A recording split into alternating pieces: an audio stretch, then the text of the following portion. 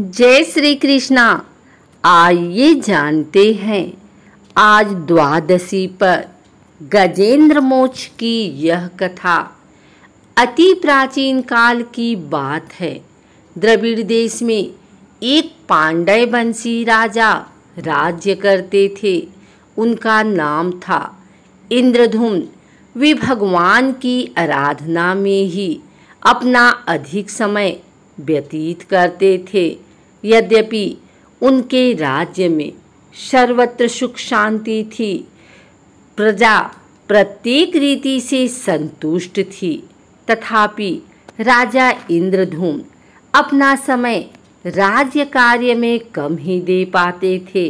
वे कहते थे कि भगवान विष्णु ही मेरे राज्य की व्यवस्था करते हैं, अतः वे अपने इष्ट परम प्रभु की उपासना में ही दत्तचित्त रहते थे। राजा इंद्रधुम्न के मन में आराधना की लालसा उत्तरोत्तर बढ़ती ही गई। इस कारण वे राज्य को त्याग कर मलय पर्वत पर रहने लगे। उनका वेश तपस्वियों जैसा था। सिर के बाल बढ़कर जटा के रूप हो गए थे। वे निरंतर परम ब्रह्मा परमात्मा की आराधना में तल्लीन रहते थे। उनके मन और प्राण भी श्री हरि के चरण कमलों में मधुकर बने रहते। इसके अतिरिक्त उन्हें जगत की कोई वस्तु नहीं सुहाती। उन्हें राज्य, कोष, प्रजा तथा पत्नी आदि किसी प्राणी या पदार्थ की स्मृति नहीं होती थी। एक बार की बात है, राजा इंद्रधुम्न प्रतिदिन की भांति स्नान आदि से निवृत्त होकर सर्वसमर्थ प्रभु की उपासना में तल्लीन थे। उन्हें बाह्य जगत की तनिक भी ध्यान नहीं था। संयोगवश उसी समय महर्षि अगस्त्य अपने समस्त शिष्यों के साथ वहां पहुंच गए, लेकिन न पाद्य, न अर्घ और न स्वागत। मौन व्रती राजा इंद्रधुम्न परम प्रभु के ध्यान में निमग्न थे। इससे महर्षि अगस्त्य कुपित हो गए। उन्होंने इंद्रधुम्न को श्राप दे दिया। इस राजा ने गुरुजनों से शिक्षा नहीं ग्रहण की है और अभिमानवश परोपकार से निवृत्त होकर मनमानी कर रहा है। ब्राह्मणों का अपमान करने वाला यह राजा हाथी के समान जड़ बुद्धि है। इसलिए इस घोर अज्ञानमयी हाथी की योनि को प्राप्त हो। महर्षि अगस्त्य भगवत भक्त इंद्रधुम्न को यह श्राप देकर चले गए। राजा इंद्रधुम्न ने इसे श्री भगवान का मंगलमय विधान समझकर प्रभु के चरणों में सिर रख दिया। क्षीराब्धि में 10 सहस्त्र योजन लंबा, चौड़ा और ऊंचा त्रिकुट नामक पर्वत था। वह पर्वत अत्यंत सुंदर एवं श्रेष्ठ था।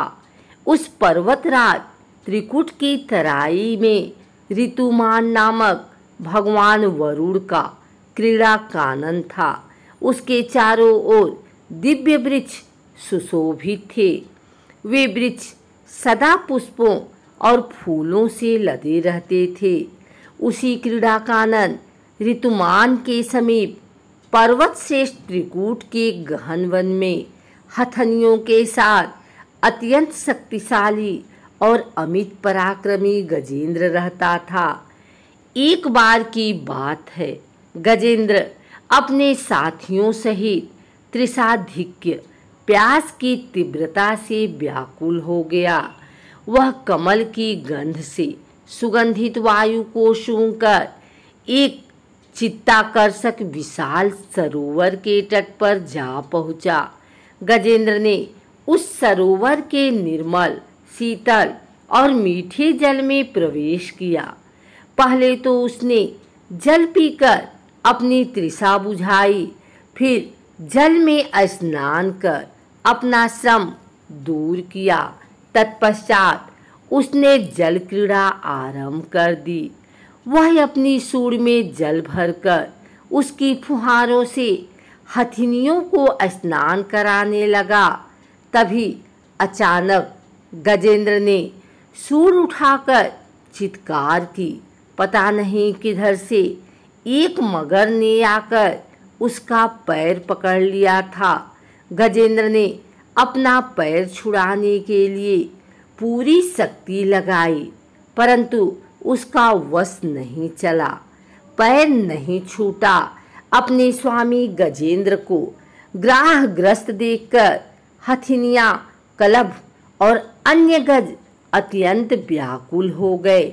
वे सूंड उठाकर चिघाड़ने और गजेंद्र को बचाने के लिए सरोवर के भीतर बाहर दौड़ने लगे। उन्होंने पूरी चेष्टा की, लेकिन सफल नहीं हुए। वस्तुतः महर्षि अगस्त्य के श्राप से राजा इंद्रद्युम्न ही गजेंद्र हो गए थे और गंधर्व श्रेष्ठ हूँ महर्षि देवल के श्राप से ग्राह हो गए थे। वे भी अत्यंत पराक्रमी थे। संघर्ष चलता रहा। गजेंद्र स्वयं को बाहर खींचता और ग्राह गजेंद्र को भीतर खींचता। सरोवर का निर्मल जल गंदा हो गया था।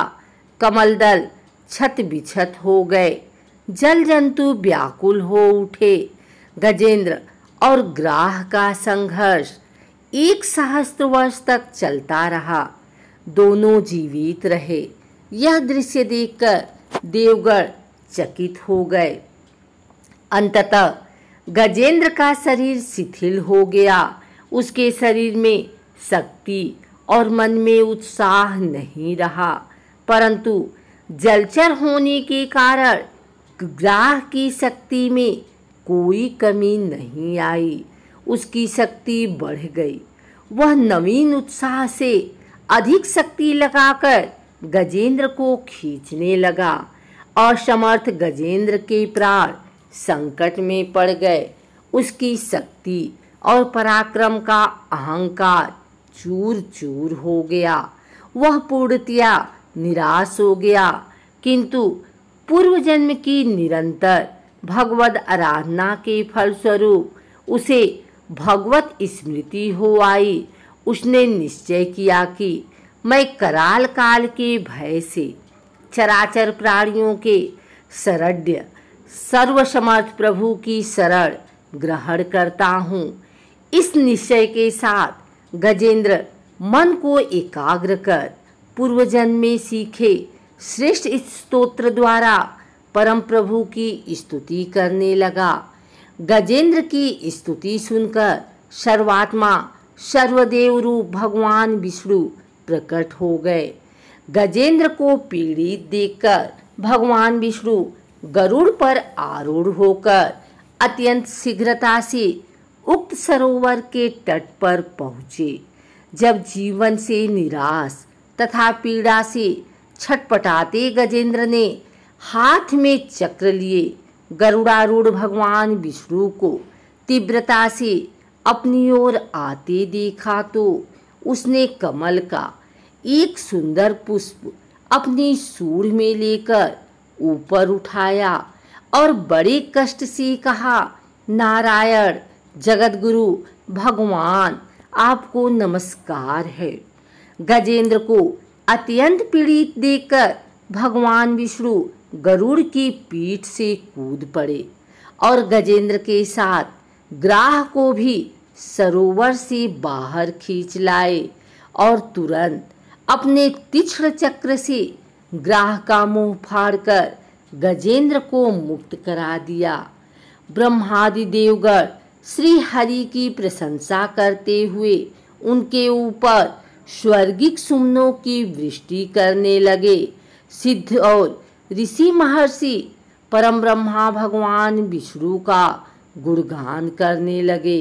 ग्राह दिव्य शरीर धारी हो गया। उसने विष्णु के चरणों में सिर रखकर प्रणाम किया और भगवान विष्णु के गुणों की प्रशंसा करने लगा।